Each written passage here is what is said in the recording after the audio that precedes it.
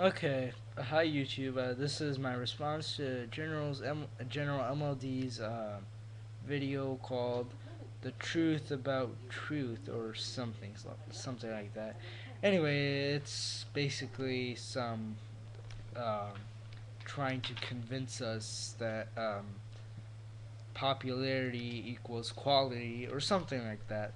So, besides just talking about it, I think I'm going to play the video or fragments of it the whole way through, and I'm just going to make my general response to it like that.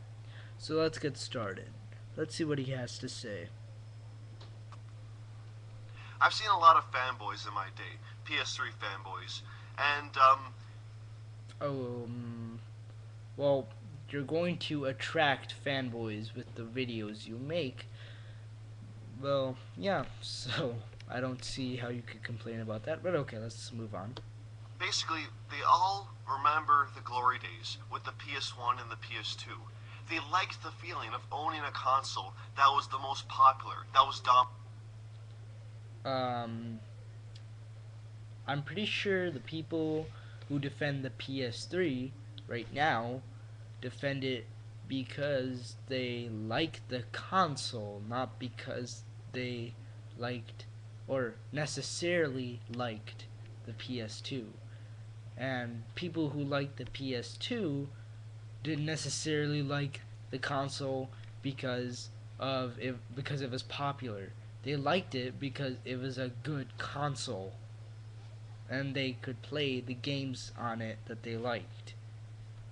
dominant. When they played their games, they played it with an added satisfaction of their console, of their opinion actually, of which console is the best, being the majority opinion. Guys, to be honest, it does feel good knowing that your opinion is the majority opinion. It does. To be honest, it makes our games play a little bit more fun.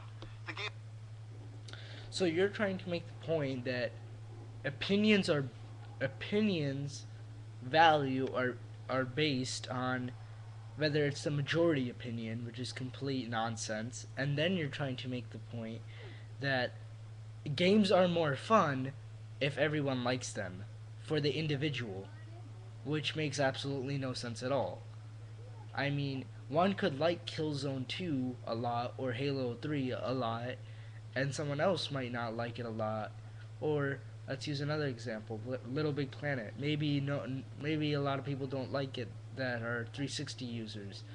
But does that make it a bad game? Does that make it playing the game any less fun than it is for the people who enjoy it? I don't think so. plays a little bit better because in their mind, you know that you're playing the most popular console of that generation. At least that's how I feel. So So the feeling of playing a console that people on YouTube support, well, not even people on YouTube, people that you see on YouTube support makes you want to play your Xbox. That's your motivation for playing your Xbox. The fact that like 10% of YouTube prefers the Xbox 360. Do you honestly play your Xbox 360 because other people like it, or do you play it because you like it? Moving on. basically, the PS3 fanboys, they remember the glory days, but they know that those days are gone. They want those days back. They know that the PS3 is losing to Nintendo and Microsoft. It's a fact. Just It is a fact, you're right. We are factually losing in sales to the Nintendo Wii and the Microsoft Xbox 360. Does that mean that our console is in any way inferior to yours? Possibly in popularity, in hardware? No. In games? No. In experience? No. In accessibility? No. So everything that's important isn't affected. you're last place. You're the bitch, and that's the thing. You don't like that. When you play your PS3 games, in the back of your mind, maybe you're not actively thinking about it, but subconsciously in the back of your head, you know that yeah, you're playing the console that is least liked in the generation. Because So you're saying firstly that you know what everyone thinks while they're playing games, and you're assuming that we think while we're playing a game that we're last place. When we play games, we're thinking about the game or something else. We don't think about negative thoughts about things that don't affect us. Why would we think about sales when they don't affect us at all? We're playing the PS3 because we like the system, not because how much sales it got, how many sales it got. We might be playing it because of the reviews it got, but not the sales. Your last place. And you wish you can go back to the PS1 days, the PS2 days, when your opinion was the majority. That's why most PS3 fanboys bash the 360. You're bashing the people who put you in last place. Because Nintendo, like, they're doing the thing with the casuals mostly. It's actually the 360 that's the biggest competition, because us and 360 and PS3, they're both competing for that hardcore market first and foremost. So the PS3 fanboys, they go for the 360 because they put them in last place, and they don't like that. They want to go back to the glory days.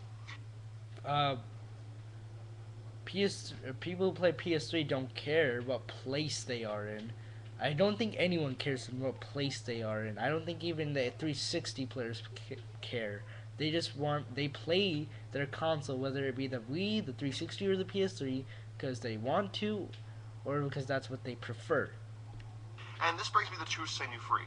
Now, this guy, he puts up the illusion of being like of being a very intelligent person, and to some degree It's no illusion. He is a very intelligent person. that is true. But if you look very closely, it's a veil. He's well spoken. That is his one biggest strength. He is well spoken. It gives him the illusion of presenting good arguments. Um, isn't speaking good and making points well proving that you make good arguments? I don't see where you're going with this, but okay, let's see. When here's the reality. He's nothing but a typical bottom feeder PS3 fanboy. And you're not a typical bottom feeder Xbox 360 fanboy? Because that's all you do. You make false facts, and you use those false facts to support your false argument. Whereas the Truth Setting You Free uses actual facts and uses them to prove an actual argument. He remembers the good days. He wants Um, he hasn't mentioned the good days or how that has any relevance to now. those good days back, but he knows he's not going to get it. So what does he do? He bashes the people who put him in last place, Microsoft.